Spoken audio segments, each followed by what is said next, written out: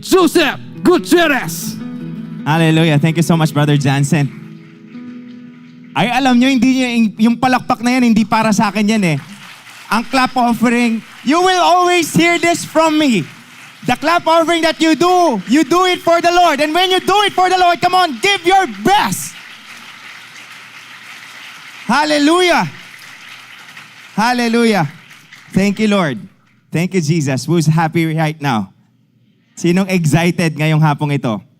That's so important.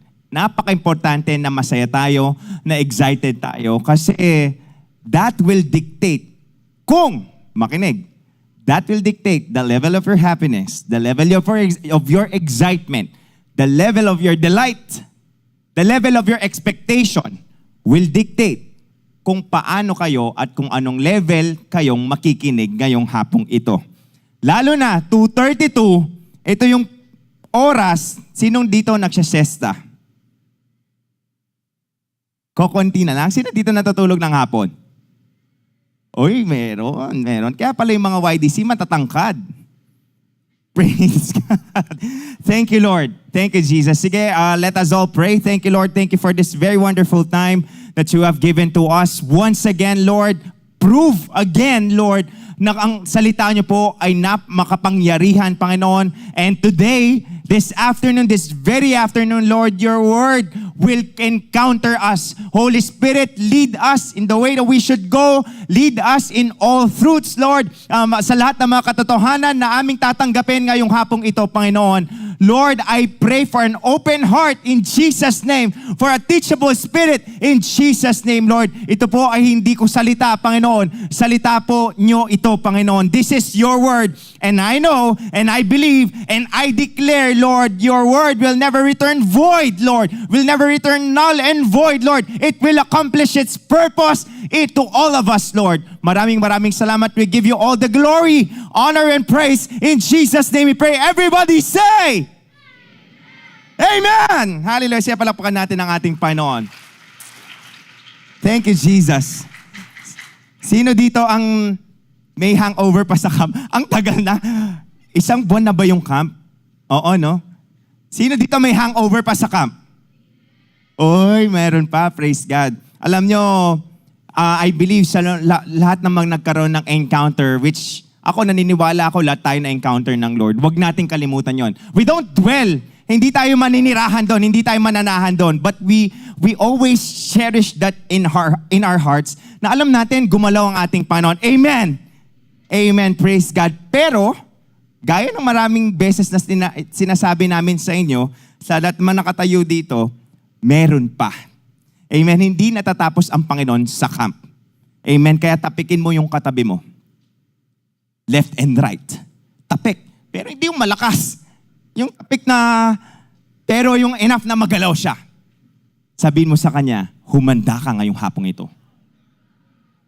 Amen. Let us all prepare ourselves. But I'm really so excited to share this word to you, which nandito pa rin tayo sa prayer series, sa series of this month. It's the importance of prayer. Sino dito? This is a question na I believe siguro maraming beses, but I want to know personally, sino dito, alam niya ngayon for 2 weeks, this is the third week, right? Third week na pinag-uusapan natin ng panalangin. Sino dito alam niya na napaka-importante ng panalangin? Amen. Amen. Alam niyo yon. Alam natin yon. Amen. But you know, in studying prayer, in studying how we pray sa pananalangin, pero dito, sige, magtanong pa akong isa. Alam niyo kung gaano ka-importante ang prayer. Ako gusto ko honest na sagot. Ayoko ng too good to be true na answer. Sino dito, honestly, aaminin niya sa sarili niya na sometimes or there are times na naiinip siya sa prayer? Itaas mo ang kamay mo, kapatid. Sige, pakataas mo yan. Naiinip sa prayer. Naiinip. So, thank you so much for being honest. Hindi lahat. O sige, sino dito yung laging nag-enjoy sa prayer time niya? Pakitaas ang kamay. Wow, praise God. Hindi lahat. Pero, alam nyo, hindi sapat Thank you so much sa mga for being honest with this. It's fine. Tama. I believe wala namang sagot dito. But wala namang tamang sagot. I believe may tamang sagot dito. Pero everybody has and will always have the opportunity to change. Alam nyo, ang prayer, hindi sapat na alam nyo lang na importante. Amen? Hindi sapat na alam mo lang. Kasi marami tayo na alam lang natin, pero hanggang dun na lang. Dapat sa atin, at the end, hindi lang dito sa preaching, at the end of this month of June, we're talking about the importance of prayer. Hindi lang natin dapat alam ang importansya ng prayer. Yes, it's good that we know, but hindi dapat doon natatapos. Dapat at the end of every preaching, of every Saturday YDC, na encourage tayong manalangin because prayer will always be an enjoyable experience. Amen.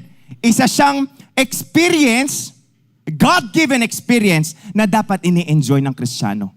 Gaya ng sinabi ni Pastor Manny, if you heard him, I believe nakapag-preach siya sa YDC, amen, and even sa mga weekend services, the most important activity of a Christian is prayer. Amen.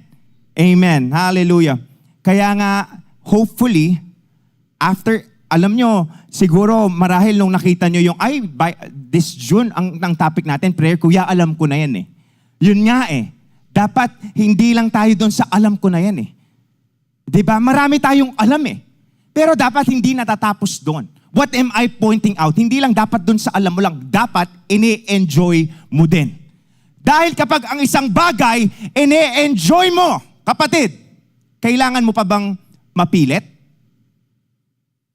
Kapag ini-enjoy mo yung ginagawa mo, kailangan mo pa bang pilitin? Kailangan pa bang hilain? O tara na. Kailangan pa ba yon? Hindi na, kasi nag-e-enjoy ka na. Kusa, meron ng initiative na gagawin mo. And that's what we want. That's, I believe, the Lord wants us to feel and to see and to regard prayer. Dapat, ine-enjoy natin ang prayer. Kaya praise God for this month. We've tackled the benefits of prayer. Amen? Kaya, paano mo makikitang importante ang panalangin? Makikita mo yung benefits niya. First weekend, pinag-usapan natin, it builds what? Wait. It builds what? What? Intimacy. Actually, the very point why we pray, bakit tayo nananalangin, is for us to be closer to the Lord. Amen. Ang tanong, close ba kayo ng ating Panginoon? Amen. Ulitin ko ang tanong. Close ba kayo ng Lord? Amen. Tandaan niyo to. Tandaan niyo to. Remember this. Sa Judgment Day, lahat tayo haharap sa Panginoon. At ang isa sa pwedeng panghawakan natin, actually hindi to isa lang eh. Ito yung pinaka-importanting panghahawakan natin, ang close relationship natin with the Lord. Kaya nga, if I am going to ask you today, close ba kayo ng Lord? Kung darating si Lord ngayon, can you say na close kayo ni Lord? Kasi, meron sa Bible, I believe, maraming beses nyo na itong narinig sa gospel. Merong mga Kristiyanong kumakatok sa heaven's door. Papasukin nyo po kami. Remember that story? They're knocking on heaven's door. Papasukin niyo po kami. Nag-heal kami. We cast out demons in your name. Pero anong sinabi ni Jesus? Lumayo kayo, hindi ko kayo kakilala. Why? Wala silang close relationship. And this is what prayer builds. This is what we are discussing today for the whole month of June. Builds intimacy. Amen. Kaya nga hopefully, ngayon, naka 2 weeks na tayo after we've talked about intimacy, mas close na kayo sa ating Panginoon. Amen. Amen. Praise God. Second, last week, we've talked about prayer which brings what? Peace. Bakit kailangan ng isang Kristiyano o ang isang Kristiyanong kabataan ng kapayapaan? Because of? In times of anxiety. You're not new with anxiety. Hindi na tayo bago sa anxiety. Isa tong recurring problem, especially in your generation. Pero kung gaano kalaki ang tinutulong ng panalangin when it comes to anxiety, simple lang. Kahit yung third point lang, tinatandaan nyo ba yung third point? Last week. Actually, napakalaking tulong nun. Whenever you choose to pray in times of anxiety, whenever you have anxious thoughts, when you pray, kapag nananalangin ka, you engage yourself to the truth that you are not alone. Kasi ang kalaban ng anxiety, mas tumitindi ang anxiety ng isang tao kapag iniisip niya na mag-isa siya. Pero kapag ikaw, nananalangin ka, when you're praying wholeheartedly, earnestly to the Lord, even in times of anxiety, the Lord will remind you, you are not alone. Hindi ka nag-iisa. Kaya nga, meron man ngayon na nakaupo, you feel that way today. Because, tandaan nyo, yes, natutunan ko po yan nung Saturday, kuya Pero, the truth also remains, Satan will never stop. Si Satan, hindi yan hihinto. O sige, sinong na-bless nung Saturday? Amen. Nakailang days na tayo? 7 days. 7 days, amen? Na-bless kayo nung Saturday? Amen. Nagkaroon ba kayo ng kapayapaan nung Saturday? Amen. For the whole 7 days, sino dito na-maintain yung kapayapaan at hindi siya nagkaroon ng problema?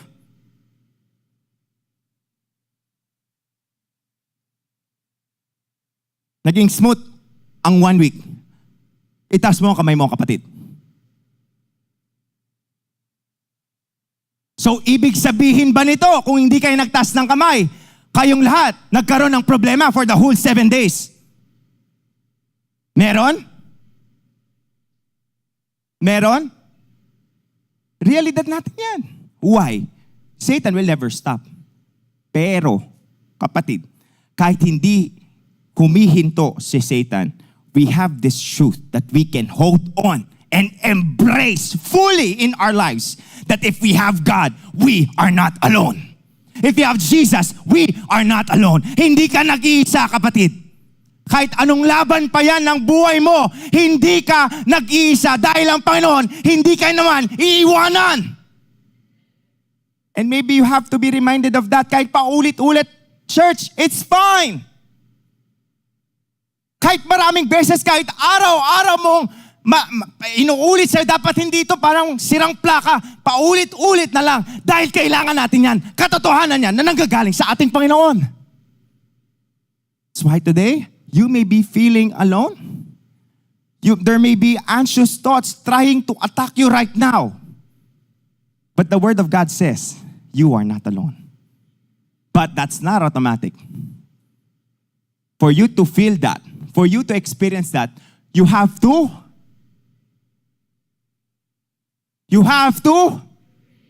pray. Kaya nga, maitanong ko sa inyo ulit ngayon. Amen. Sino dito ine-enjoy ang prayer time niya? Dapat. Amen. Praise God. And right now, this weekend, praise God, this Saturday, we are going to talk about, we're blessed dahil abang di pa bumabalik ang ating Panginoon, patuloy siyang magtuturo sa atin ng Banal na Espiritu. Prayer, this time around, prayer leads us to God's direction and wisdom. Sino dito kailangan ng direksyon sa buhay? Amen. Nagbukas ang klase, di ba? May mga top 1 na ba? Siyempre, wala pa. Wala pa. Sino dito yung as early as now, iniisip niya na ang magiging course niya sa college? Sean, meron na ba kayo? Meron na ba kayong naisip? Meron na ba kayong desisyon sa magiging course niyo sa college? Meron na? Sino dito hindi pa sure? Sean. Oh, you're in the right place. Because today, tuturuan tayo ng Banal na Espiritu kung paano ang panalangin ililid ka sa direksyon. Ano pa ang mga kailangan ng direksyon sa buhay? Sino dito yung mga pag-graduate na ng college? Can you please raise your hand? Uy. Marami na din. Sino dito yung unsure pa sa career after college? Alam nyo, sa mga college graduating students, one of the greatest crossroads you will ever have in your life. Dahil pinagdaanan ko yan 3 years ago.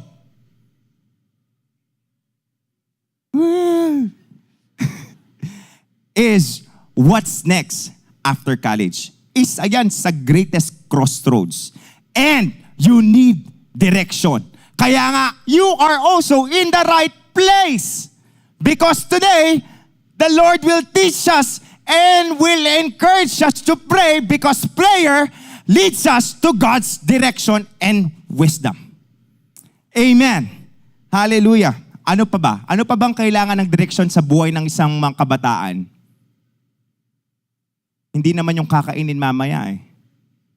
Sigurado cheese bread naman yun eh. Hindi naman nagbabago yun. Uy! Sino dito yung mga mahihilig sa kape? Nagbabalik. Better. Tastier. More delicious. Coffee that you will ever taste in Angeles City is right here today in Calvary Temple Philippines Incorporated. Pero hindi ngayon. Mamaya after the service. As low as how much?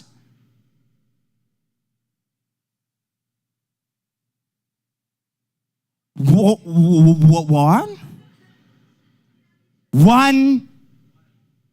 Sino man nagtitinda dyan? Magkano yung kape na nasa ilalim na balitang-balita ngayon? Napakasarap. 130. 130. Sa iba, 220. Pero hindi naman masarap. Dahil sikat lang siya. Pero dito sa church, 130, 110. Huwag niyong saksak sa 220 yan. Walay. Share. Dad jokes na in advance. 110 lang. Ay ito, this is for the benefit. Sino ang excited sa Youth Camp 2027? Oh, kung hindi pa darating si Lord, eto, isa sa magiging platform for our, anong tawag dito? Fundraising, itong kape. Pero, make sure, mga kabataan, kung magkakape man kayo, bago tayo it's 2:49. Meron pa pala tayong second part ng service. Make sure, kapag magkakape kayo, kung isang baso ng kape yan, dapat 5 baso ng tubig ang iinumin nyo after. Clear! Hindi puro kape lang ang nasa loob ng sistema nyo. Masama yan. Nakakamatay. Pero yun, well anyway, praise God for this kind of opportunities. Today, we will be reminded how prayer can lead us to God's direction and wisdom. In James chapter 1, verse 2 to 8, which is a very familiar verses sa ating lahat. Sinabi dyan, consider it pure joy, my brothers and sisters, that's us, whenever you face trials of many kinds, because you know that the testing of your faith produces perseverance. Madalas, ito lang yung alam natin.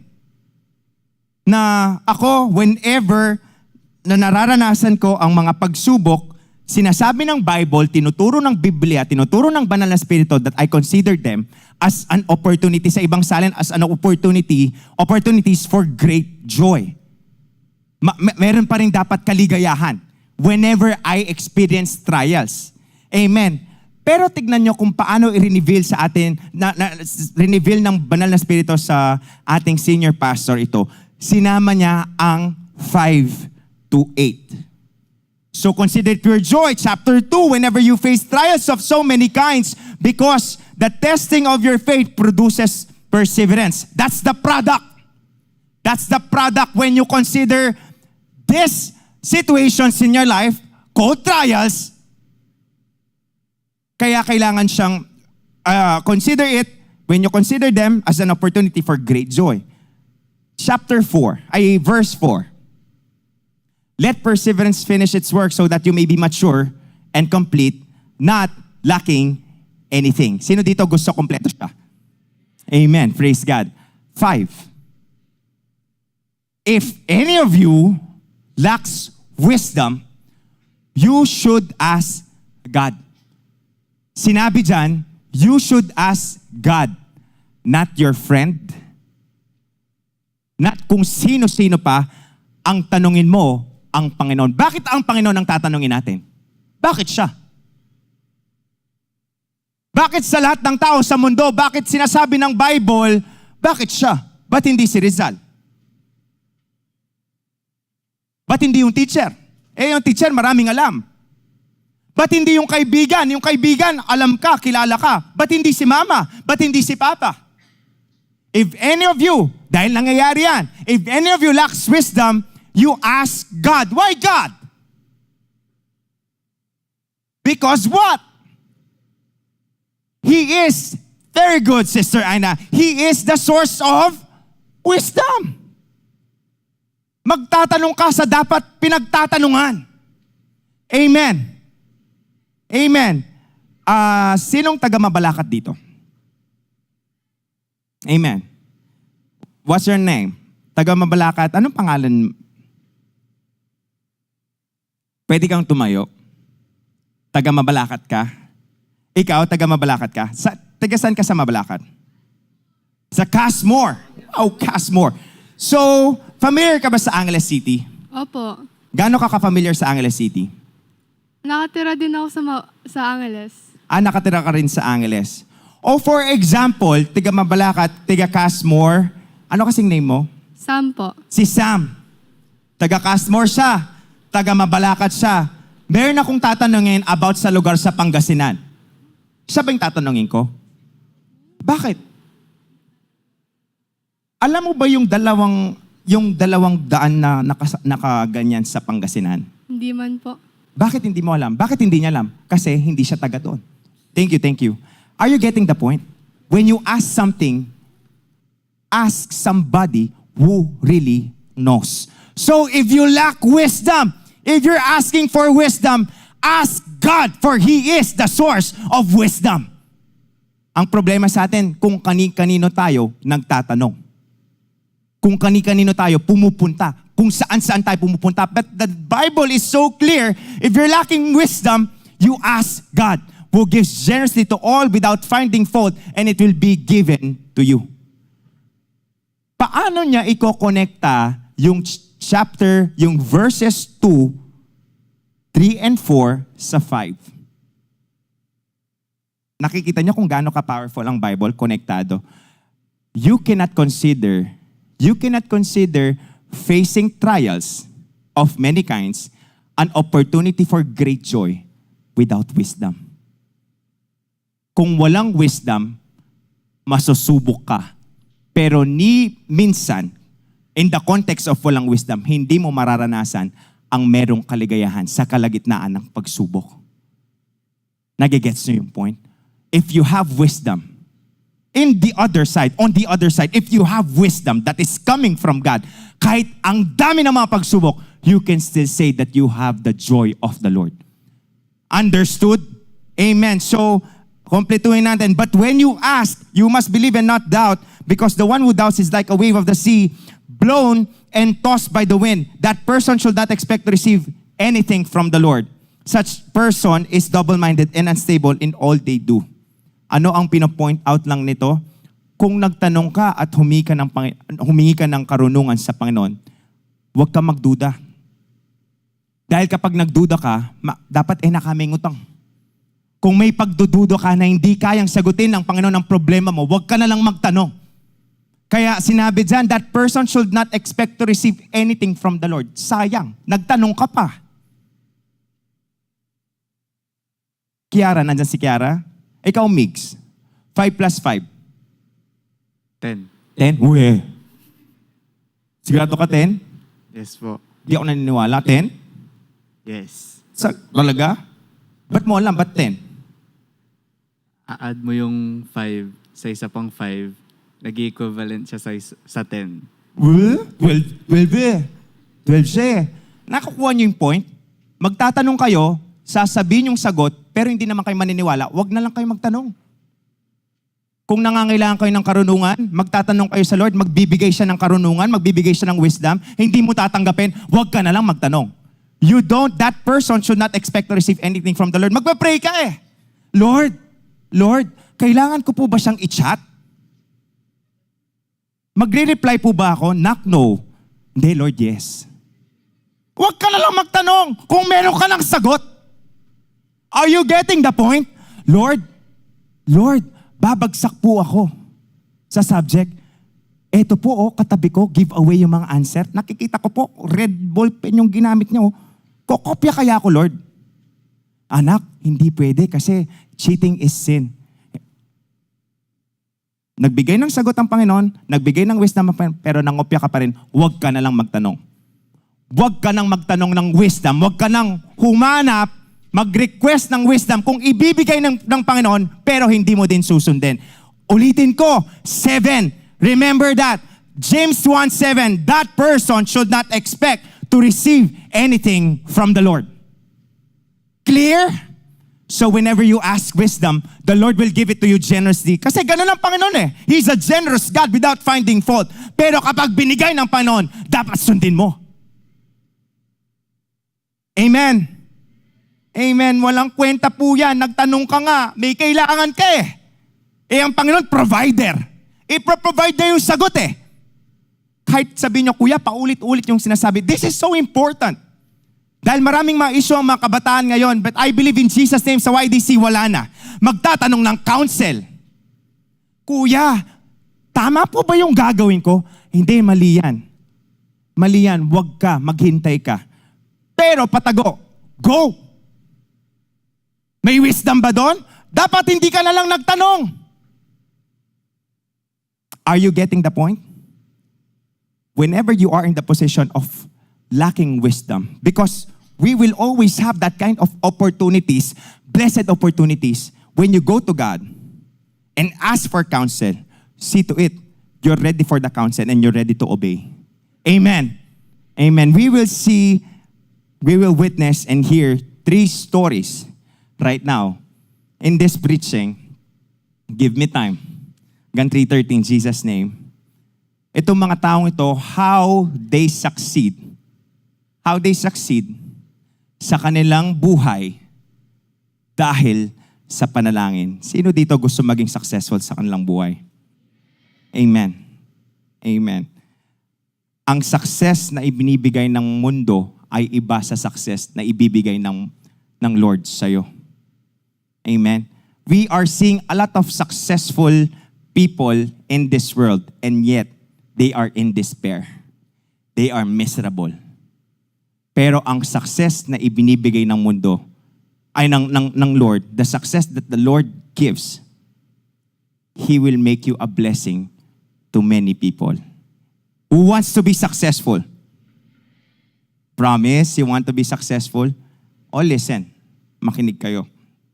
Prayer is very important, but before that, sinabi dito, believers should use prayer to seek direction, clarity, and wisdom when making critical life decisions. Again, number 1, prayer is very important because it leads us to God's direction and wisdom. So we pray like King Solomon prayed. Sino ang may kakilala kay King Solomon? Amen. Sino? Sige. Marami tayong mga first-timers. Sino dito yung medyo hindi pa kakilala si King Solomon? Meron? Wala.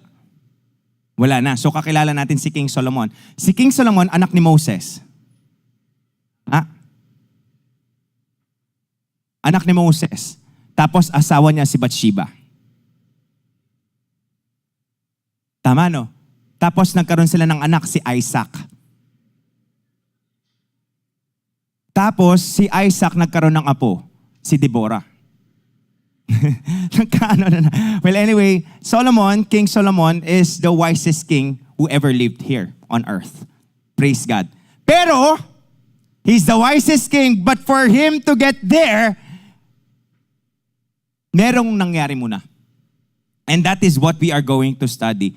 King Solomon is the son of King David. Praise God. In 1 Kings 3:5-14 at Gibeon, tignan natin to because makikita nyo dito, wala tayong masyadong verses ngayon because this is story-driven, pero makinig kayo. At Gibeon, the Lord appeared to Solomon during the night in a dream, and God said, "Ask for whatever you want me to give you." Okay, right at this very time, I'm gonna crowdsourcing tayo. If ever you have this opportunity, may opportunity kayo na parang opportunity ni Solomon, God will ask you today, ask for whatever you want me to give you. What would that be? If ever magkaroon kayo ng opportunity na parang kay Solomon, actually, isa sa napakagandang part ng Bible yan, it's a question, one of the most beautiful questions, or yung sinasabi ng Panginoon, anong gusto mong gawin ko para sa'yo? If ever the Lord will ask you today, where you stand today, what's your situation in your life today, and the Lord will appear to you, directly asking you, what do you want me to give you? Ano po yun? Pipili tayo. Sige. Yung mga hindi nakatingin sa akin. Parang teacher. Okay, sister. What's your name? Please. What do you want? Whatever you want, God to give you. Today. Honest answer. Honest answer po. Siguro as a college student, yung pinakagusto ko pong ibigay ni Lord sa akin right now is diploma. Diploma. Success. Success. You want success. You want diploma. Okay, praise God. Thank you so much. Next. Salamat. Lalaki naman. Ito yung poging nakasalamin dito. Ikaw, brother. Whatever you want me to give you, says the Lord, God will ask you, what will that be? Salvation for my family. Salvation for your family. Praise God, praise God. Thank you. Sino pa nang gustong sumagot? Sino gustong Si Den. Si Den daw. Den. Ano ang gusto mong ibigay ng Lord sa'yo? Whatever. Sinabi ng Panginoon niya, walang ano yan, walang kondisyon yan. Whatever you want me to give you, what would that be? Kung magpapaka-honest po ako, wealth po talaga. Ha? Wealth. Wealth? Yes. Yaman? Yes po. Gusto mong yumaman? Yes po. Bakit? Para yung family ko po parang okay na sila agad, ganun. Parang okay, focus na ako kay Lord, ganun. Parang pag the moment po naman na-receive nila yung wealth, parang okay na ako, focus na ako kay Lord, ganun. So, Pero yung technically breadwinner ka sa family mo? parang magiging. Magiging breadwinner ka? Yes po. So you want wealth? Yes po. Okay, thank you so much for being honest. Sa mga worship team, si Brother Hans.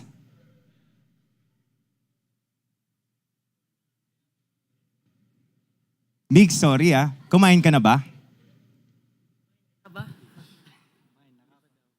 Ano yung sagot mo? Ano sasagutin mo sa Lord? Tatayo ako, sige. Ako po personally, Dito na lang. yes. Hindi, pero yan po.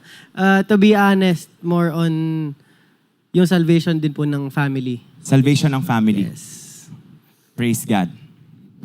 Pass the mic around. Dun sa naka-yellow, isa sa pinaka-active sa YDC yan Brother, ito yung 12 years old na walang problema Hindi ko makakalimutan to Napahiya ako sa tanong ko dito Sabi ko, lahat nagkakaproblema. Ako po, wala ka. Itong taong to, wala nga problema to. Every time naman na nakikita ko, nandito na si Jesus! Okay. Kung tatanungin ka ni Lord, ano yung gusto mong ibigay niya sa'yo ngayon? Kahit ano. Ano yon? Naingatan niya lang ng O sige, mag-wait kami. O tara, upo kami. O. Ano? Sana ingatan niya ang pamilya ko. Sana ingatan niya yung pamilya. Oh. Thank you so much. Last na lang siguro on this side. Yung mga bago. May mga first-timers tayo dito eh. Yung naka-blue na polo shirt. What's your name, brother? Jervy po. Jervy, brother Jervy. The Lord will ask you today. Kasi si Lord, He can give whatever you want. What would you want? Anong sasabihin mo? Lord, ito po ang gusto ko. Ingatan niyo po din yung mga family ko po. Ha? Ingatan din po yung mga... Pag-iingat sa family. Praise God. Ang mga YDC naman talaga. Thank you so much. Grabe, salvation sa family, pag-iingat, success. Tapusin na natin tong message na ito. Praise God. Pero praise God, it just reflects kung paano tayo natututo sa salita ng Panginoon. Solomon had that opportunity. Tinanong siya ng Panginoon, ano ang gusto? Kahit ano, whatever yung sinabi dyan eh. Hindi sinabi na ganito lang, ganito. Pumili ka sa ganito. Whatever you want me to give you. Ang context po nito, para mas maintindihan nyo, Solomon is about to lead the whole Israel. And the whole Israel is consisted with millions of people. Just imagine in the place of Solomon, who, sabi nga ni Pastor Manny, based on studies, he's just 19 years old at that time. Oh, Lord, ito po ang gusto mo. Ang iisipin natin na pwedeng maging response, sige, kung nasa lugar kayo ni Solomon, you're 19 years old, and ito pa ang background. Ang tatay mo, napaka-successful, mayaman ang Israel, that time when your father was leading the nation of Israel, ikaw ngayon ang susunod. Ikaw ang maghahari. Ikaw ang magiging hari. What would you think would be ang magiging response ni Solomon? He would ask for what? For wisdom. O yan, for wisdom. Yun naman talaga yung sagot eh. Praise God. He asked for wisdom. But you know, he could ask for money. He could ask for wealth. Sabi nga alam mo, Brother Den, though hindi ako naging breadwinner, but I may not understand where you're coming from, pero alam ko, kahit ngayon pa lang, i-provide na ng Panginoon ang pangangailangan ng pamilya mo para makapag-focus ka sa kung anong pinapagawa. Huwag kang iiyak dyan. Para makapag-focus ka sa kung ano mang pinapagawa ng Lord sa'yo. Sinabi ng Panginoon sa Matthew 6:33, kapag inuna mo siya, ang lahat, susunod na lang yon. Amen. Kahit ngayon, dahil in-express mo intention mo, kahit ngayon pang oras na yan, yung mga pangangailangan ng pamilya mo, provided na ng ating Panginoon. Bakit? Kasi inuuna mo si Lord. Praise God. Hallelujah. He could have asked for money. He could have asked for wealth. Money, wealth. He could have asked for power, but he asked for wisdom. Sinabi diyan, Solomon answered, "You have shown great kindness to your servant, my father David, because he was faithful to you and righteous and upright in heart. You have continued this great kindness and have given him a son to sit on his throne this very day." Ako yon. Si Solomon yon. Ito yung sinasabi niya sa ating Panginoon. This is in the context of prayer. Now, Lord my God, you have made me your servant king in place of my father David, but I am only a little child, 19 years old po, and do not know how to carry out my duties. Ito po, it's humility. Humility to say na hindi ko po alam ang aking gagawin. Alam niyo yung generation nyo, aminin nyo man na hindi, we live in a generation, your generation, hindi na ako sasama sa generation nyo, Gen Z, or Alpha, or Beta, Z. You live in a generation of information, too much information.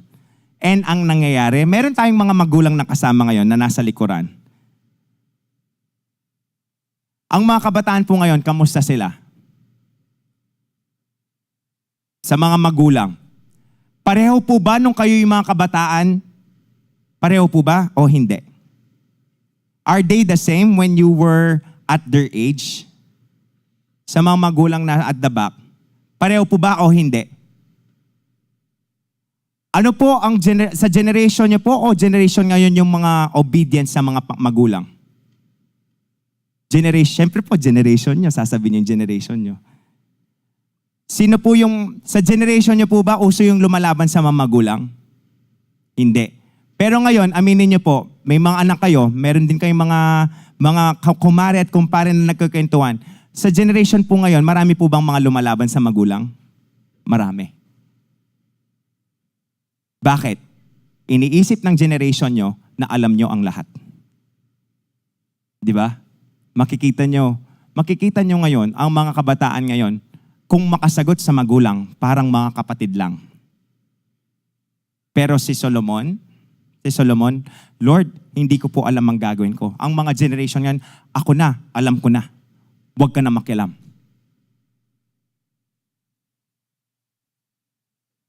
Kaya, mind you, your generation, respect your parents.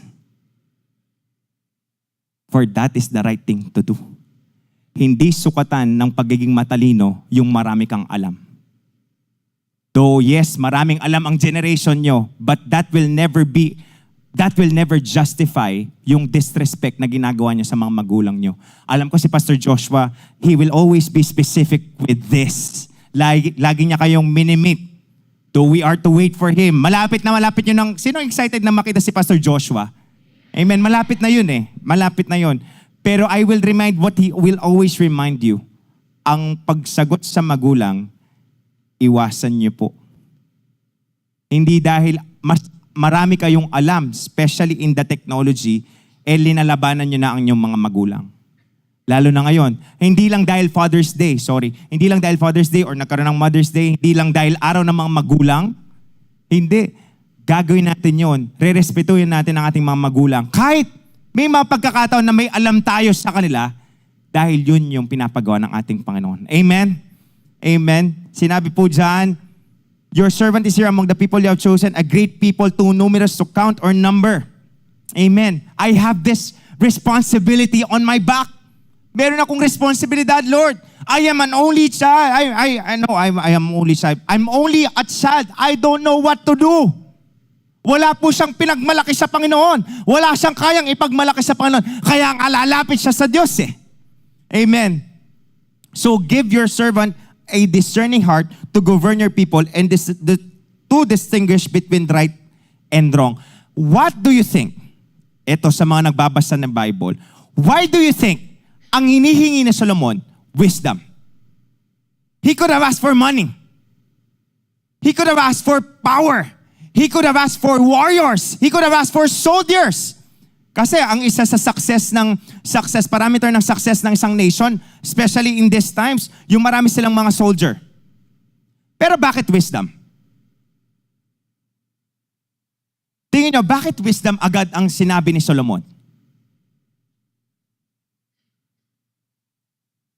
Anybody was an idea?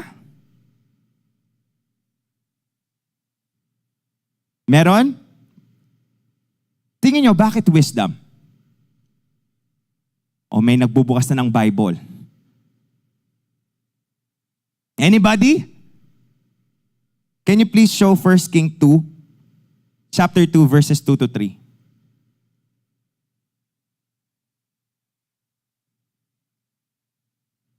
This is David talking to Solomon. Si David, magpapaalam na. Ang tatay ni Solomon, magpapaalam na, I am about to go the way of all the earth, he said. So, sinabi niya kay Solomon, so be strong, act like a man, and observe what the Lord your God requires. Walk in obedience to Him and keep His decrees and commands, His laws and regulations as written in the law of Moses. Do this. May nag-pray, may nag-ask kanina ng success, and everybody wants to be successful. Do this so that you may prosper in all you do and wherever you go. Ito ang hiningi ni Solomon dahil nakinig siya sa tatay niya. Nak, gusto mong maging successful? Hindi yung kayamanan ng magpapasucceed sa'yo. Hindi yung, yes, nanalo ako sa maraming battle. Hindi yun. Hindi yun yung sinasabi ni David. Ang sinabi niya, sumunod ka sa pinapagawa ng Panginoon. You want to be successful? You obey. And Nagkaroon ng tamang sagot si Solomon that time. Why? Because he knew how to listen. Kung hindi ka marunong makinig sa magulang mo, hindi ka marunong makinig sa mga leaders mo, sa kuya at ate mo, and even sa mga preachers na nakatayo dito na ginagamit ng Panginoon, do not expect to give right answers. So he asked for wisdom. Anong ibig sabihin nun? He could have asked for easy task. He could have asked for the easy answers. But he asked for wisdom. Kinailangan niya, alam niya, kakailangan niyang wisdom to navigate the difficult things, to manage and solve the difficult things. Amen. Sometimes we are praying, Lord, I pray for an easy life. Make life easier. Alam nyo, that's not a right prayer. Why? Sinabi ni Lord, sinabi ni Jesus sa John, in this life you will experience tribulations. Diba? In this life, hindi sinabi Lord, if you will follow me, magiging parang bed of roses ang buhay mo. Hindi. Sometimes tayo ganun eh. Gusto natin yung mapadali eh. Lord, padaliin mo po ito. Solomon, kung ganun ang estado niya, Lord, padaliin mo na lang ang lahat. He could have asked for money. Hindi yun ang prayer dapat natin eh. Lord, make me wiser so that I can solve the difficult things. Are you getting the point? Yun yung wisdom. Ang wisdom, kapag meron tayong wisdom, kahit mahirap pa yan, kinakaya natin. Dahil ang wisdom, it will enable us to think critically. Amen? Amen? Praise God. Kaya nga napaka-importante ng wisdom sa ating mga buhay. Amen? Do you think this is wisdom? Hindi ka nag-review. Mag-e-exam. Sinong nakaranas ng di nagre-review pero ay nag-exam ng di nagre-review? Sino nag-pray na dito ng sagot sa tanong? Tama bang prayer yon? Yung alam mong di ka nag-review, pero humingi ka ng sagot sa Panginoon. Anong ipapaalala ng Panginoon sa'yo na hindi ka naman nag-review? Sometimes it works. It works. Pero tandaan nyo, kapag paulit-ulit yung ginagawa yon, there's something wrong. Dahil ang wisdom, hindi yung hihingi ka ng sagot sa Lord eh. Whenever you have exam, ang wisdom, hihingi ka ng kalakasan sa Lord kapag magre-review ka. Amen? So, I expect sa mga YDC, nagre-review po yan ng kanilang mga lessons. Hindi yan nangongopya. Thank you, Lord. That's wisdom. For who is able to govern this people of yours? The Lord was pleased that Solomon has asked for this. Amen. So God said to him, since you have asked for this and not for long life, ito yung sinasabi ng Lord or wealth for yourself, nor have asked for the death of your enemies, but for discernment in administering justice, amen, I will do what you have asked. Praise God. Na please ang Panginoon. Hallelujah. I will give you a wise and discerning heart so that there will never have been anyone like you, nor will there ever be. Moreover, I will give you what you have not asked for, both wealth and honor, so that in your lifetime you will have no equal among kings. Ito yung maganda when you ask for wisdom. When you ask for wisdom, sasama na lang yung mga iba. Kahit hindi mo ipinanalangin, sasama na lang yun. Kasi ganun mag-bless ang Panginoon eh. Tingin nyo, bakit na-please ang Panginoon sa request ni Solomon na wisdom? Sinabi dyan, the Lord is pleased. Kuya, ang dami mong tanong. Because I want everybody to think. Hindi lang kayo makikinig dyan. I want you to think. Tingin nyo, bakit na-please si Lord sa request ni Solomon na wisdom? You can raise your hand if you know. The Lord is pleased, sabi niya. Kaya nga, ang sabi niya, ibibigay ko yung request mo at hindi lang yon. Kasi kapag napiplease si Lord, alam natin kung paano siya mag-reward eh. Alam natin kung paano siya mag-bless. Hindi lang yon. Kahit yung hindi mo hiningi, wealth, power, long life, ibibigay ko din sa'yo. Bakit tingin nyo na please si Lord sa request ni Solomon na wisdom?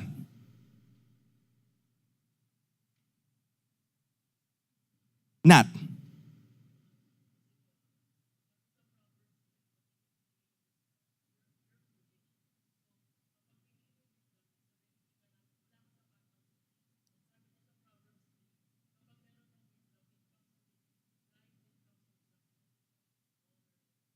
Yes, that's the byproduct of wisdom. Meron pa akong hinihintay na sagot. Bakit na-please si Lord nung request ni Solomon? Wisdom. Brother, yes. Good intentions, that's also right. Tama yon. Kasi si Solomon could have asked for his personal gain.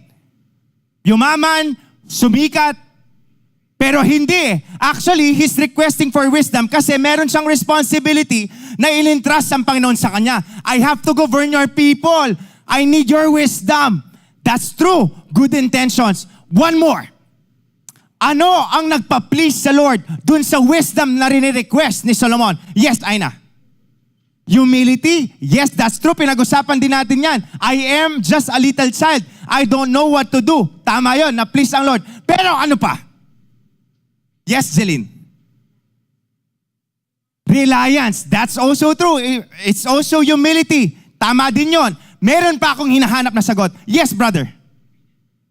Obedience sa parents. That's also true. Sinunod niya si David. Yes, Sean. Magagamit ang wisdom sa ministry, service, hindi din personal gain. That's also true, Sean. Meron pa akong inintay na sagot. Bakit na-please ang Panginoon? Yes, brother. Selflessness, that's also true. Hindi, uuwi pa rin tayo dun sa hindi personal gain. Sa ang magbe-benefit ang mga tao. That's also true. Meron pa. Bakit na-please ang Lord sa request ni Solomon na wisdom? Jack.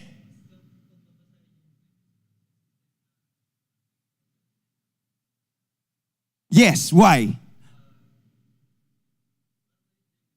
Oo, tama yon. Kasi nga, in-entrust siya ng Panginoon ng assignment. So para ma-fulfill ang assignment na yun, kailangan niya ng wisdom. And nag-request siya ng wisdom. And na-please ang Lord. Bakit kaya na-please ultimately ang Lord? Jeff. That's faith. Yes, without faith, it is impossible to please God. By faith din nag-request si Solomon. That's also true. Parang naririnig ko na ang sagot. Meron pa bang ibang sagot?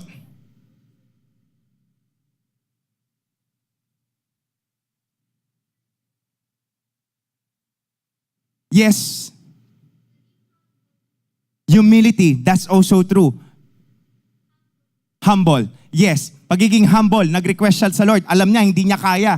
Actually, starting point yun din eh. Faith, humility. Yung may nagtatas ng kamay doon. Ha? What? Likeness? Becoming like God po. Becoming like God. God. Christ-likeness. Malapit na tayo. Ano pa? Sean? Ano na yon? Ano na yon? After na yun eh. After na yun eh. Meron pa, nandun na tayo, malapit na tayo. Brother, bago tayo mag-second point, ano to, 4 o'clock, mag-second point tayo. Why do you think God is pleased with wisdom? Baka isipin nyo, kasi nasasabi nyo mga byproduct eh. Why is God pleased? Kaya nga sabi niya, dahil na-please ang Panginoon, dahil ihiningi mo to, hindi lang yan ang ibibigay ko sa'yo.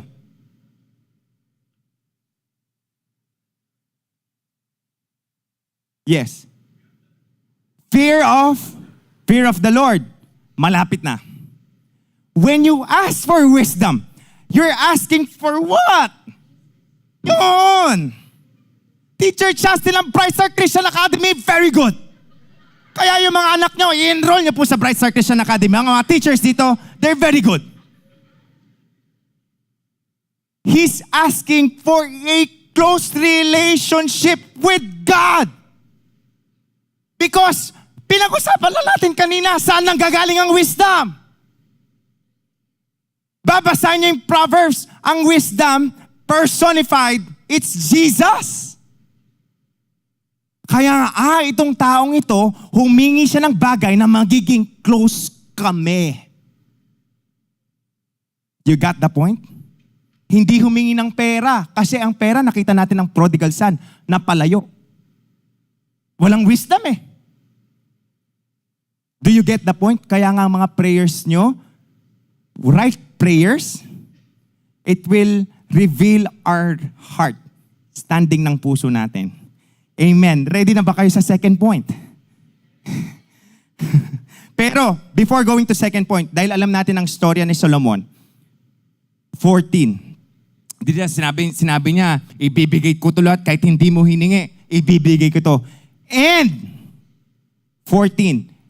If you walk in obedience to me. Question, did Solomon continue walking in obedience to the Lord? Hindi. Meaning to say, pwedeng may wisdom ka ngayon, pero kapag patuloy ka, nagkaroon ng chance of disobedience, mawawala po ang wisdom.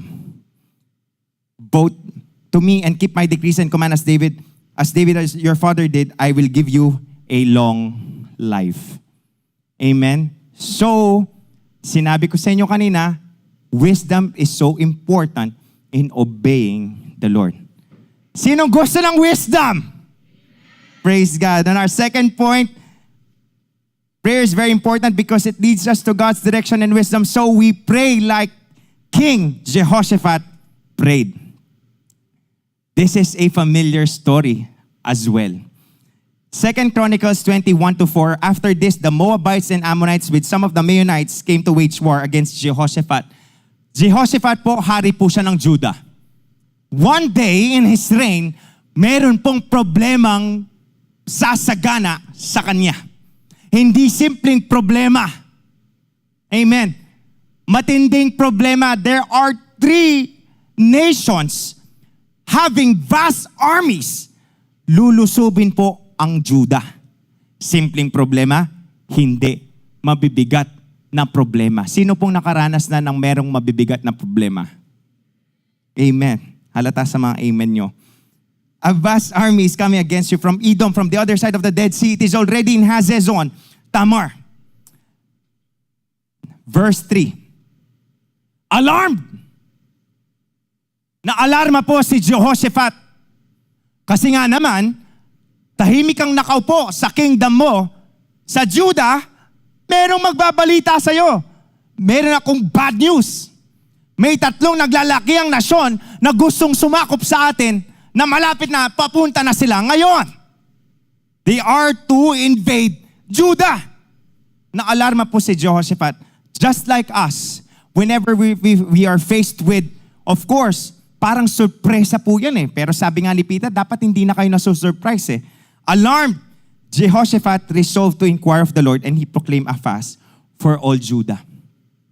Ano po ang magandang gustong ituro? Na-alarma si Jehoshaphat. May problemang darating, may problema, ibabalita sa kanya, na-alarma si Jehoshaphat. Ano po ang una niyang ginawa? Nag-pray. Alam niyo, last week, sometimes kasi tayo, kapag na-alarma tayo, may problema, sino dito, aminado, in the past, or even today, kapag may problema, hindi agad nakakapag-pray? May mga pagkakataon, no? Minsan, lalapit tayo agad sa mga kaibigan, lalapit kung sino-sino, kaya nung sinabi ko sa kanina, ang ganda ng sinabi ni Pastor Manny, ano siya, bars. Ano pag sinabing bars, di ba, parang, ganun siya eh. Sinabi ni Pastor Manny last Saturday, kung nandito kayo nung Sabat, before going to the phone, go to the throne. Before going to your phone, mag-contact ka, may problema ka, you go to the throne and pray. Sometimes, ang mahirap sa atin, kapag na-alarma tayo sa mga pinagdadaanan natin, marami tayong mga alternatives. And ginagawa natin ang prayer as last resort. Prayer as a spare tire. I don't know if you still remember this story na kunento ko sa inyo siguro 2 to 3 years ago. Yung magtatay, ang anak niya toddler, natatanda niya to, hindi ko alam kung kay Jehoshaphat din yun, Failing Faith of Jehoshaphat. Napaalala lang sa akin. Kasi gusto kong sa atin may establish after this, gagawin natin ang prayer as our first resort. Amen? Alam nyo, never kayong magkakamali kapag ginagawa natin ang panalangin, ang paglapit sa Panginoon as our first resort. Itong magtatay na ito, ang tatay nasa kabilang across, pinapanood niya ang kanyang anak. Natatanda na yun? Yung nasa sandbox yung kanyang anak. You still remember that story? Yung anak niya, toddler, ang tatay nandun, nakaiwalay, pero nakikita niya yung anak niya. Naglalaro siya sa sandbox. Yung toddler niya, nakakita siya ng batong malaki. Sagabal yun sa paglalaro niya sa sandbox. So, pumunta siya dun sa malapit sa bato, meron siyang shovel. Pinaghukay-hukay na niya yung, may mga buhangin doon. Ang point niya, ang gusto niyang gawin, para matanggal yung bato, malipat, para makalaro siya ng malaya. So, shovel siya ng shovel. Kaso yung batong malaki, tas nakabaon talaga. So, maghanap pa eh. Sige, kaya ko to. As how toddler thinks. Tapos, wala pa rin nangyayari. Trinay na niyan, kunin yung bato. Parang natain naman yun eh. Hindi pa rin niya. O shovel pa. Shovel. Hanggang sa pawisan na po yung bata. Toddler lang eh. Toddler lang. Hindi naman pala toddler, 5 years old. Tapos, dumating siya sa punto na pagod na siya, natamaan niya pa yung bato, nasugat na siya. And that time, umiyak na po yung bata. Siyempre, yung tatay, nag-observe. Bilang Father's Day po ngayon, no? Nag-observe po ang tatay. Lumabas na po sa picture ng tatay. Why are you crying? Sabi niya sa anak niya. Sabi niya, I tried my very best. But still, nang ganyan, this rock, hindi man gumalaw. Papa, sabi niya ganyan, I tried my best. I'm disappointed, frustrated. Nandun na lahat eh. Ginawa ko ng lahat, pero wala pa din. No, you didn't, sabi ng tatay niya. Hindi mo pa ginawa ang lahat. Hindi mo pa in-exhaust ang lahat, sabi ng tatay niya. Hindi. Ginawa ko na to the point na wala na akong lakas. Wala na. Naghukay na ako pero nandyan pa rin yung bato. Hindi pa din, sabi ng tatay niya. Nakalimutan mo itong katotohanan na ito, sabi ng tatay niya. Nandito ako, di ba? I'm just one call away. You can call on me so I could help you out. Nakikita niyo yung point? Sometimes we're trying our best to solve our problems when we can just call on God first resort. Hanap tayo ng mga paraan. Pero ang paraan naman na dapat na gagawin natin, lapit na tayo kagad sa ating Panginoon. Kaya nga, I will encourage you, before going to mga alternatives nyo, yung iniisip nyong ma-effective, go to the Lord. And the Lord will give you the right counsel. And true enough, ganun po ang nangyari kay Jehoshaphat. 2 Chronicles 20:14-22. Then the Spirit of the Lord came on Jahaziel dahil nag-pray si Jehoshaphat. Sinabi nyo nga, resolve to inquire of the Lord.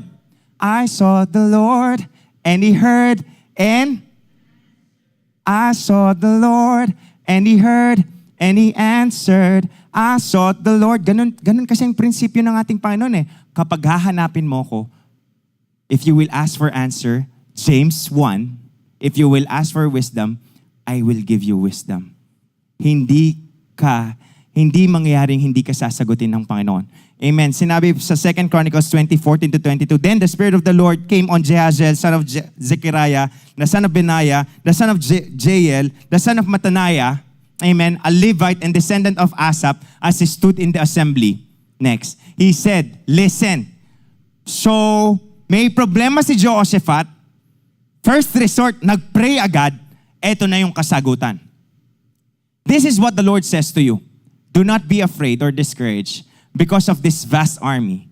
For the battle is not yours, but God's. Tuloy natin. Tomorrow, march down against them.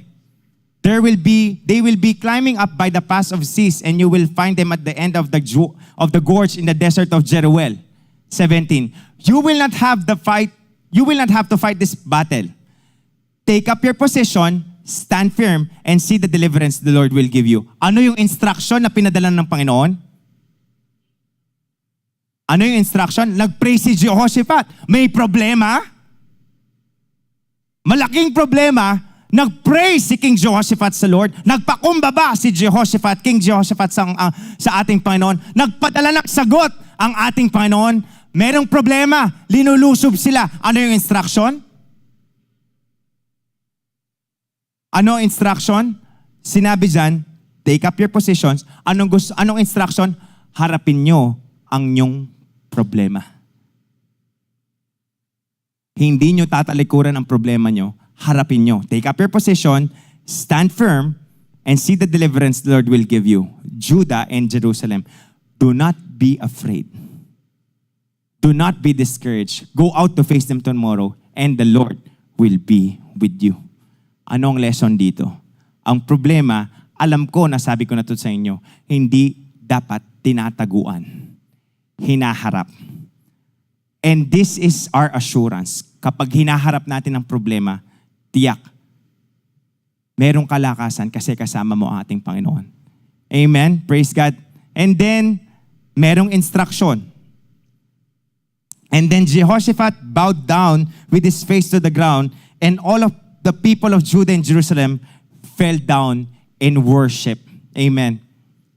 Before the Lord. Then some of the Levites from the Kohathites and Korahites stood up and praised the Lord, the God of Israel, with a very loud voice. Kaya sinasabi ko sa inyo, kahit may problema ka kapatid, you can still worship the Lord with a very loud voice. Amen? Hindi ka dapat patatahimikin ng mga problema mo. Hindi dapat matatakpan ng bibig ang mga problema mo. Hindi dapat tatakpan ng bibig, ng mga bibig natin, ang mga problemang dinadaanan natin. Kaya sinabi ng kanta sa praise, I won't be quiet. Bakit ka mananahimik kahit may problema ka? Buhay ang Diyos mo. We won't be quiet. My God is alive. Gaya ng mga tao dito. Alam nila, nag-praise sila, alam nila, tinugunan ng Panginoon. Gaya sa atin, kapag nag-pray ka, have faith, tinugon na ng Panginoon. Kaya kapag mag-worship, hindi yung tahimik, hindi yung malamya-lamya eh. Worship God with a loud voice. Amen. Worship the Lord with your loud voice. Amen. Praise God. Early in the morning, ito yung maganda dito. Ito yung point ko, uulitin ko lang. Nanghingi ka ng wisdom, ibibigay ng Lord ang wisdom. You make sure you obey. Early in the morning, ibig sabihin, excited po sila. They left for the desert of Tekoa. They set out. Jehoshaphat stood and said, listen to me, Judah and people of Jerusalem. Have faith in the Lord your God and you will be upheld. Have faith in His prophets and you will be successful. After consulting the people, Jehoshaphat appointed men to sing to the Lord. Grabe, 3 naglalaki ang nasyon ng kalaban. Alam niyo na itong storyang to eh. Isa ka lang. Pero ang harap mo, worship team. Anong ibig sabihin? The world sees you as just the minority, but you will always be the majority if Jesus is with you. Kahit isa ka lang, kapatid, kapag kasama mo si Jesus. Di ba napag-aralan natin sa kwento ni Elisha yan? Kahit mag-isa ka lang, 2 lang kayo, kapag kasama niyang panan, you will always be the majority. Amen. Praise God. After consulting the people, the Jehoshaphat appointed men to sing to the Lord and praise Him for the splendor of His holiness as they went out to the head of the army, saying, give thanks to the Lord for His love endures forever. And as they began to worship, nung nag-uumpisa na sila ng worship, nag-uumpisa na silang nagpuri, the Lord set ambushes against the men of Ammon and Moab and Mount Seir who were invading Judah, and they were defeated. There is victory when you worship the Lord. Amen. There is victory over your problems, kahit overwhelming problems pa yan, if you choose to worship the Lord. You know what prayer and worship does? Anong pwedeng gawin ng pagpuri, pagsamba, at ang panalangin? Nakapunta na ba kayo? Sino nang nakapag-hiking dito? Kapag nasa base kayo, siguro nakikita nyo sa Abacan. Anong bundok yung nakikita nyo sa Abacan? Arayat ba yon? Lahat naman nakadaan na sa Abacan, no? Arayat. Kapag nasa base ka ng Arayat, makikita mo bang malaki yung bundok Arayat? Nasa baba ka ng Arayat. Makikita mo ba malaki yung bundok? Makikita mo malaki? You are below. Will you see the mountain or any mountain kahit hindi arayat? Makikita mo malaki? Makikita mo malaki yan. 'Di ba? Kasi nandito ka nga sa ilalim eh. Malaki talaga yung bundok. Kahit nga sa Abakan, makikita mo lang, Abakan Bridge, ang layo mo na, pero makikita mo malaki yung arayat. Pero try riding an airplane. Kapag nasa taas ka, dadaanan yung mga bundok. Will it be the same level? Will it be the same height? Will it be the same gaano kalaki na nakikita mo kapag nasa baba ka? That's what worship and prayer do. It changes your perspective. It lifts your perspective. When you worship and you pray, hindi na yung malaking problema ang nakikita mo. Ang nakikita mo ang malaking Diyos na kumakalong sa'yo. Amen? Kaya nga choose to worship whenever you are in problems, trials. Parang kami, di ba nakwento ko na to sa inyo? I know sa prayer meeting, na testimony ko na to. Nung pagkapanak ng baby, ang baby namin ngayon, 7 months na, pa 7 months na, praise God. But, nung napanganak ang aming baby, she has to stay, si Ray Ray, she has to stay for a week sa NICU. And nung nalaman ko yon, hindi ko pwedeng pakita sa asawa ko na, kasi ang asawa ko na emergency CS siya that time. Nanghihina din siya. And I was, parang si Joseph, at sa kanya nang galing yung, I don't know what to do. We do not know what to do. Pero hindi natapos doon. But our eyes are fixed on you. I was in an elevator nung sinabi ng doktor, yung anak mo, magstay for 7 days, maswero yun. Imagine, 1 day old. 1 day old, kalalabas pa lang, na expect mo, makakasama mo na, makakapiling mo na, makakahawakan mo na. Sasabihin ng doktor, ng pediatrician niya, hindi pwede. Hindi pwede. Magstay siya sa NICU. Masaswero siya. And then the next day, uuwi yung asawa ko. Sasabihin ng doktor, hindi siya pwedeng uminom ng gatas for 24 hours. Ang gatas ang magiging ang nutrisyon niya kasi kailangang i-drain yung dugo sa tiyan niya. Ganong mga balita yung maririnig mo. Parang si Jehoshaphat. Si Jehoshaphat na sasakupin tayo, 3 naglalaki yan. Parang sa aming mag-asawa nun. Na hindi nyo makakasama, hindi lang yon. Maganda sana hindi nyo makakasama pero okay siya eh. I mean, yung parang normal na magstay lang siya sa hospital. Pero hindi eh. Pagkakita ko sa baby namin, meron siyang tubo. Kasi nga, dinidrain yung for 2 days old, 1 day old, 2 days old, 2 day old. Dinidrain yung dugo sa tiyan, tapos nakaswero. Hindi lang yun. Una, nakaswero siya dito. Siyempre, malikot ang baby, malikot ang infant, ang neonate. Linipat sa paa. I was crying to the Lord, hindi ko pinapakita sa asawa ko. Parang, Lord, dahil first time parent, Lord, hindi ko po alam yung gagawin ko dito. Pero alam ko po, meron kayong magandang plano. You know what the Lord did? Bago kami umuwi, this is favor from God.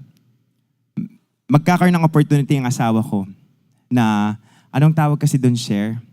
Yung maglalatch, magbe-breastfeed. Kasi nga, hindi namin siya makakasamang umuwi. So, bibigyan si Jen ng 1 oras.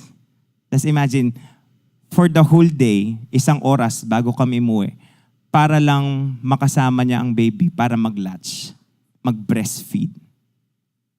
Tapos, alam nyo, nakapasok na si Jen noon, bigla akong tatawagin, sige po, papayagan ko na po kayo. Sinabi nung doktor. Pinayagan ako na dapat hindi naman talaga pinapayagan. Pero at that time, I believe it's God's favor. We were in that room. Nakita ko ang baby namin na, yun nga, may tubo, nakaswero. Tapos, ang simple lang ng instruction ng Lord, worship me. Magpuri ka. And that's faith. Alarming.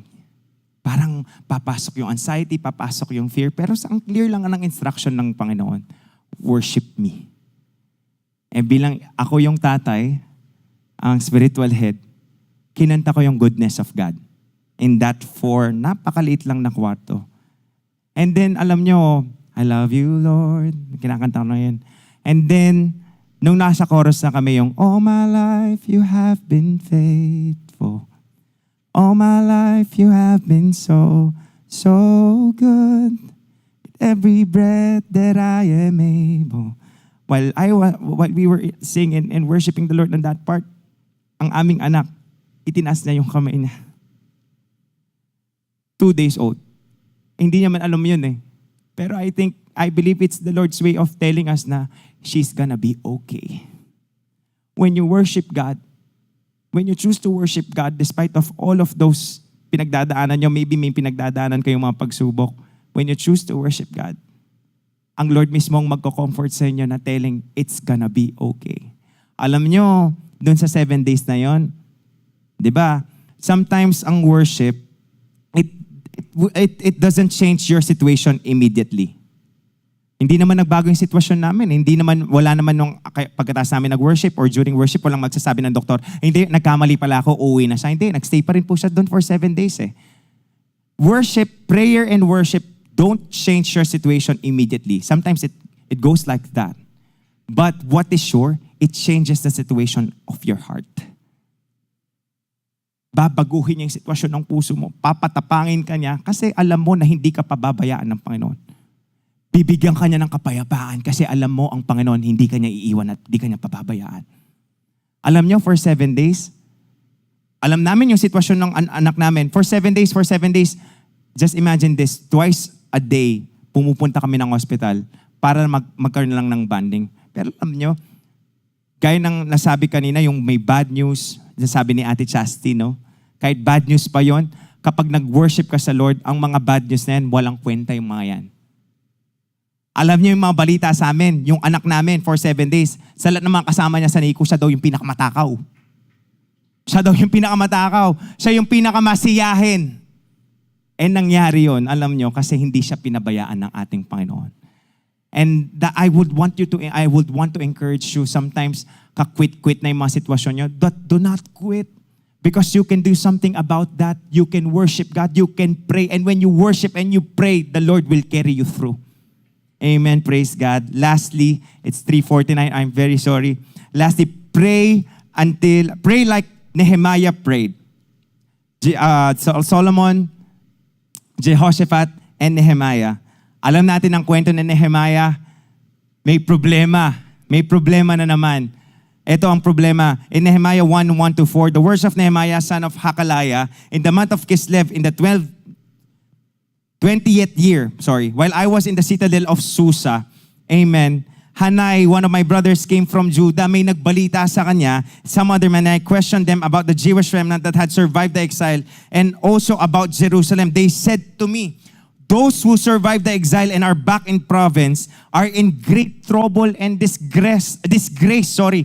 May problema sila. Actually, technically si Nehemiah, hindi naman parte doon eh. Pero nagkaroon siya ng balita. May problema yung mga kapatid natin doon. Sabi ni Hanani, ang isa sa mga kapatid niya, when I heard these things, ito ang problema. The wall of Jerusalem is broken down. Malaki pong problema yan. Kapag broken down ang walls, it will be a point of mockery sa mga dumadaan doon. At hindi lang po yun, nawawala yung protection. Amen.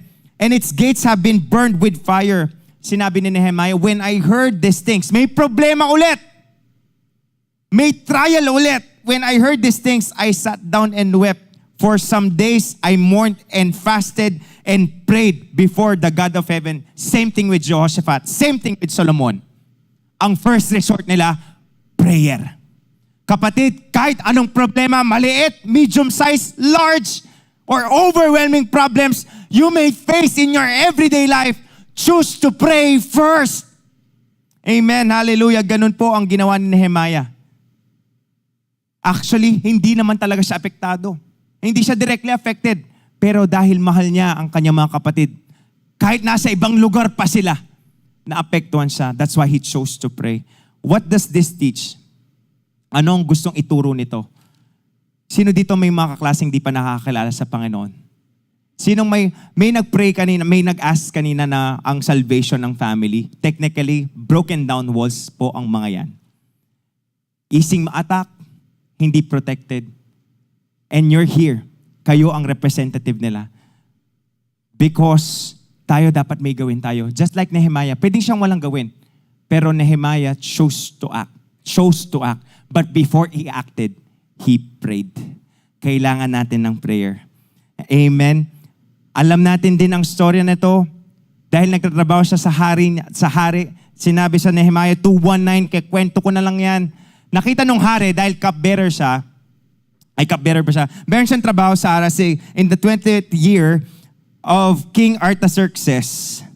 Yes, wine pala, was brought for him. Nakita nung hari ba, but parang malungkot ka. Kasi si Nehemiah po, isa siyang masiyahing nagsaserve sa hari. Amen. Sino dito kapag naglilingkod, masaya? Magbusit. Amen, makanya ni Nehemiah. Kaya nga bagong-bago yung nakita nung, parang malungkot ka, may sakit ka ba? Hindi po. Sinabi ni Nehemiah, may problema po. Because he prayed. Dahil nag-pray siya, ang favor ng Lord nasa kanya. You want God's favor? You pray. At alam nyo, kahit napaka-imposible ng mga request ni Nehemiah, isa-shortcut na lang natin ito. Kahit napaka-imposible ng request, dahil ang pabor ng Panginoon nasa kanya, ibinigay ng hari sa kanya. Is it because of him? No.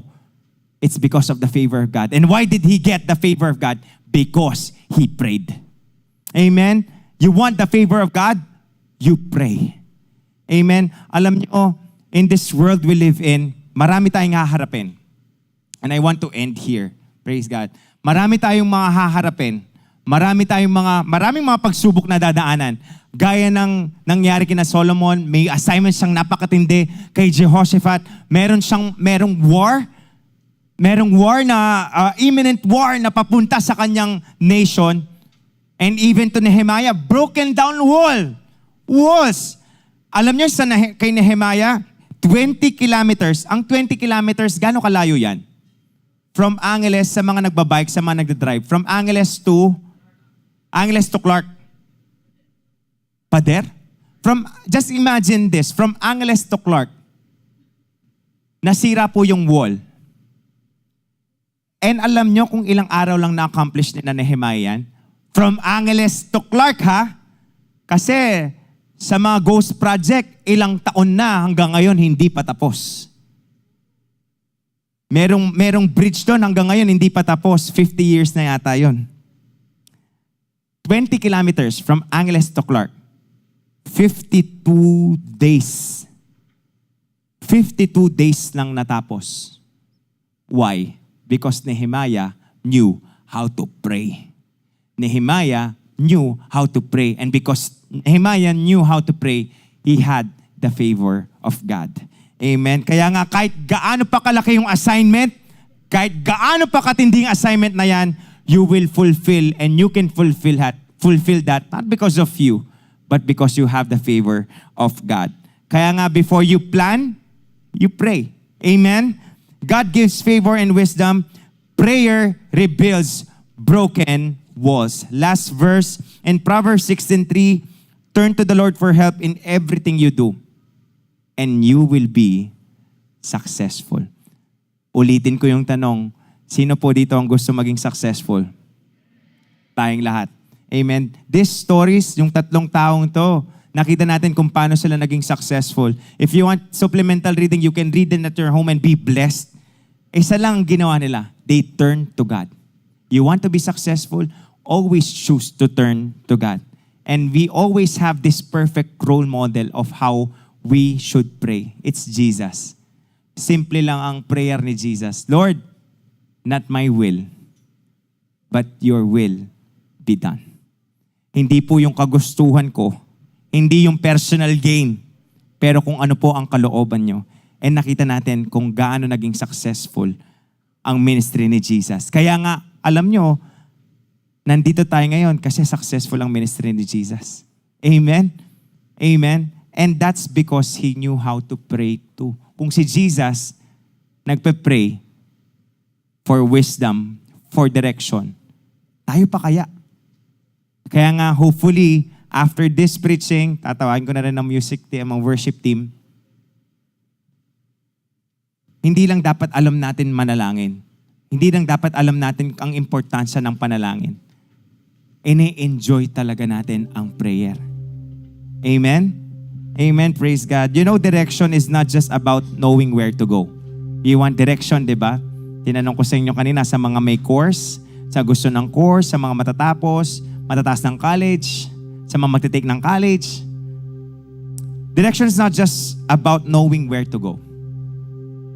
It is about, with wisdom, it is about becoming the kind of person who can follow God wherever He leads. Hindi lang about dun sa destination. Importanteng destination, yes. You will get there. Pero ang mas importante, kung paano ka matatransform ng Panginoon kahit saan ka man niya ipunta. Amen? Amen. Hallelujah. So can I invite everybody to stand in the presence of God? We will worship today as we remember yung mga bagay, that expression of love na ginawa ng Panginoon sa atin. This is not, you will always hear this. This is not a routine. Hindi ito routine lamang. Pero ito'y paalala sa atin lahat. This is a work of faith.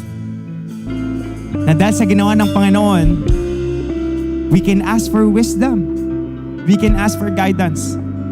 Because once in our life, once in the history sa mundo, Jesus came here. He gave His life for us to be ransomed for our sins. Thank you, Lord. Sige, let us